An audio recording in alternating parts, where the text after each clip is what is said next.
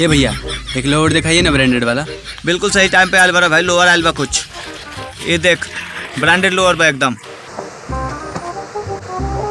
अरे यार ये तो बड़ा बढ़िया बा। कितना कहा भैया? ये 1250 रुपया के। 1250 रुपया का? अरे बेईमानी का खा और बेईमानी का खा तू। और साला मोटका इतना सस्ता लोअर के 1250 रुपया मांगता। कीड़ा पड़ जाए तो कीड़ा, आंखें का पूरा शर्म खत्म हो गई बात। और साला मोटका भाई लोअर चाहत रहे को ब्रांडेड वाला भाई, पीछे लगल बा नया आयल बा, देख ले एक बार। ठीक है।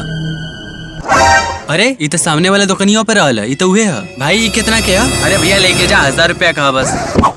साला मोटका सामने के दुकान वाला 1000 रुपया का दिला और तू कितना का बताओ तो रहे 1250। कोनो बात के लिए तो बड़े 250 रुपया फालतू के, आंखें का पूरा शर्म मर गई बतौर। भाई वो जौन सामने दुकान वाला बा ओकर अपन जमीन बा, हम तो दुकान किराया पे लेके रख ले बनी। हम तो किराया के 250 मांगत रहनी भाई। अरे यार माफ करिए भैया, इला 100 रुपया और किराया दे दिया टाइम से। ठीक है ठीक बा चल।